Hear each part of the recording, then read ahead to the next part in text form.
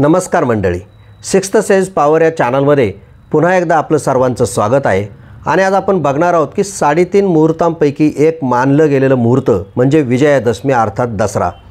नवरात्रोत्सवानंतर 10व्या दिवशी साजरा केला जाणारा विजयादशमी किंवा दशहरा या नावाने साजरा होतो. याबद्दलच्या पौराणिक कथा, विजयादशमी साजरा करण्यासंबंधीच्या प्रथा, त्यासंबंधीची मनोरंजक कहाणी आज आपण बघणार आहोत. व्हिडिओ शेवटपर्यंत पहा. आश्विन महिन्याच्या पहिल्या 9 दिवसात नवरात्र उत्सव साजरा झाल्यानंतर 10वा दिवस हा विजयादशमी दशहरा उर्फ दसरा या नावाने साजरा होतो. पार्वतीने दुर्गासुराशी म्हणजे महिषासुराशी सतत 10 दिवस युद्ध करून 10व्या दिवशी त्याला ठार मारून विजय मिळवला आणि त्या आनंदाप्रित्यर्थ हा दिवस साजरा केला जातो. पार्वतीने विजया हे नाव धारण करून त्या राक्षसावर विजय मिळवला म्हणून या दिवसाला विजयादशमी हे नाव पडले. प्रभू रामचंद्रांनी आश्विन शुद्ध 10 ह्याच दिवशी रावणाची 10 शिरे हरण करून त्याच्यावर विजय मिळवला म्हणून या दिवसाला दशहरा म्हणजे दसरा असे नाव पडले. श्रीरामचंद्रांचा पूर्व म्हणजे पंजोबा रघुराजा हा सर्व पृथ्वीवरील राजांना जिंकण्यासाठी ह्याच मुहूर्तावर निघाला होता. पांडवांनी 12 वर्षाचा वनवास व अज्ञातवासाचे 13वे वर्ष संपल्यानंतर शमीच्या झाडावर लपवून ठेवलेली आपली शस्त्र बाहेर काढून धारण केली व शमी वृक्षाची पूजा केली. तो हाच दिवस. पार्वतीने दुर्गासुरावर विजय मिळवला म्हणून तिला दुर्गा हे नाव पडले. नवरात्रीचे 9 दिवस आणि त्यानंतर दसरा या 10ही दिवसामध्ये शारदेची, महालक्ष्मीची आणि दुर्गेची पूजा होते. ही तीनही रूपं आदिशक्ती पार्वतीची रूपे आहेत. मातृस्वरूपात तिला अंबा भवानी म्हणतात. हीच महाकाली, महालक्ष्मी, महासरस्वती म्हणजे शारदा अशी 3 रूपे धारण करते. आश्विन शुद्ध अष्टमीच्या दिवशी ज्या महालक्ष्मीची पूजा होते ती महालक्ष्मी ही विष्णूची पत्नी लक्ष्मी नसून शंकर पत्नी पार्वती हिचेच ते रूप आहे. विजयादशमीने संपणारा हा 10ही दिवसांचा उत्सव शक्तिदेवीचा उत्सव आहे. शक्तिदेवीची ती पूजा आहे.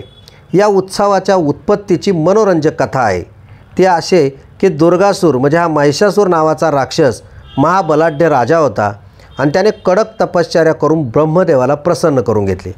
ब्रह्मदेवाने त्याला वर दिला की त्रिभुवनात तुला जिंकील असा पुरुष वीर असणार नाही. शिवाय राक्षसांचा गुरु शुक्राचार्य ह्याच्याजवळ असलेल्या संजीवनी विद्येमुळे युद्धात मेलेले राक्षस पुन्हा जिवंत होतील. त्यामुळे दुर्गासूर हा देवांनाही अजिंक्य असा झाला. त्याने शेवटी इंद्र, चंद्र, वरुण, यम या सर्वांना कैद केले व स्वतः देवांच्या अमरनगरीचा राजा झाला.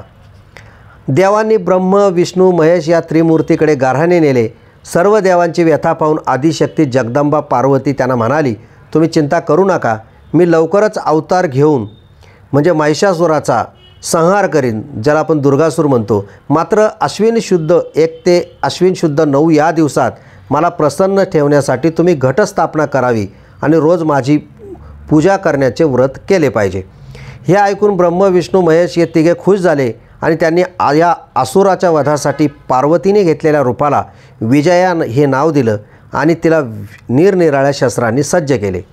शंकराने तिला आपला त्रिशूळ दिला, विष्णूने सुदर्शन चक्र दिले आणि कवच दिले, यमाने भाला, अग्नीने गदा, सूर्याने भाता भरून बाण, वायूने अद्भुत धनुष्य, वरुणाने शंख, इंद्राने वज्र अशी निरनिराळ्या देवांनी तिला निरनिराळे शस्त्र दिली. ही सर्व शस्त्र धारण करण्यासाठी पार्वतीने 8 बाहू धारण केले म्हणून तिला अष्टभुजा देवी असंही म्हणतात. पुरुषवीराच्या हातून मरण येणार नाही असा जो सुराला म्हणजे महिषासुराला वर मिळालेला असल्यामुळे त्याला मारण्यासाठी या स्त्रीची नेमणूक झाली. विजया उर्फ पार्वतीने सतत 9 दिवस युद्ध करून दुर्गासुराला 10व्या दिवशी ठार मारले.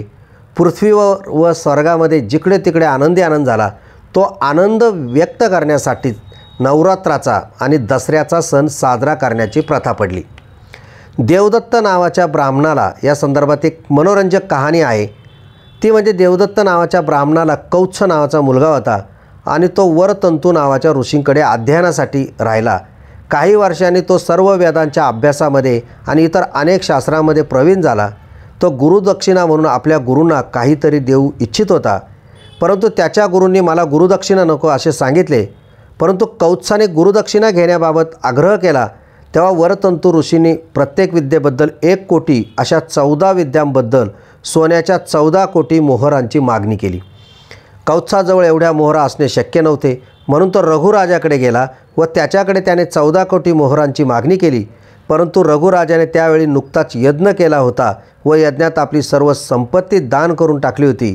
तो स्वतः मातीच्या भांड्यात अन्न शिजवून राहत होता. त्याच्याजवळ सोन्याच्या मुद्रा शिल्लक नव्हत्या. तेव्हा कौत्स दुसरीकडे जाण्यास निघाला.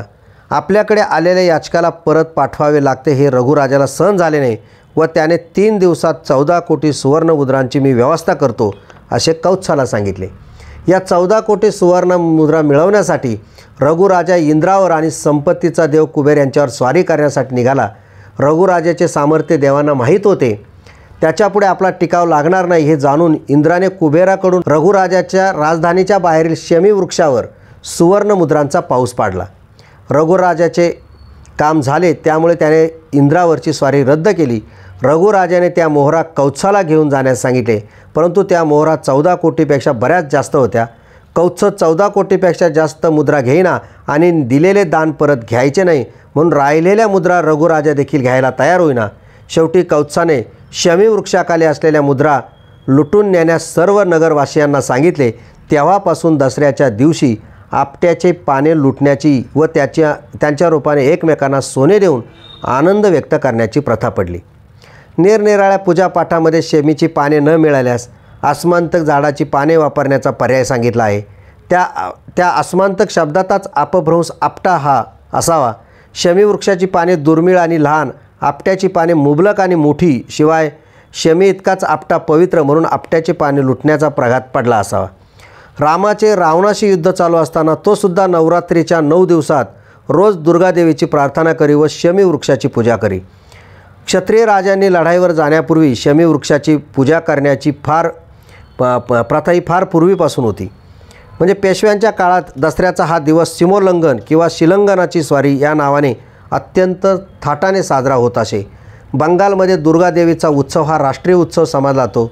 या दिवसात दुर्गा ही बंगालमध्ये आपल्या माहेरी येते अशी कल्पना करतात. पूर्वी बंगालमध्ये फक्त श्रीमंत लोक हा उत्सव साजरा करीत, परंतु गेल्या काही वर्षांपासून तेथे या उत्सवाला सार्वजनिक रूप प्राप्त झाले. नवरात्राच्या 9 दिवसात रोज निरनिराळ्या नावाने दुर्गादेवीची पूजा होते. दुर्गा सप्तशतीचे अखंड पठण या दिवसात केले जाते. नवरात्रात रामाने रावणाशी युद्ध करून विजयादशमीच्या दिवशी रावणावर विजय मिळवला, म्हणून उत्तर भारतात हा रामाचा सण समजला जातो आणि रामलीला वगैरेंसारख्या कार्यक्रम सतत 10 दिवस केले जातात. उत्तर भारतीय लोक दसऱ्याच्या दिवशी रावणाची भव्य प्रतिमा करून ती जाळतात. पार्वतीचेच रूप शारदा हे असल्यामुळे या काळात शारदोत्सव देखील साजरा केला जातो आणि विद्यालयामध्ये विविध कार्यक्रम आयोजित केले जातात. तर मंडळी, तुम्हाला हा व्हिडिओ आवडला असेल तर नक्की लाईक करा आणि तुम्ही नवीन असाल तर चॅनल सबस्क्राईब करायला विसरू नका. धन्यवाद.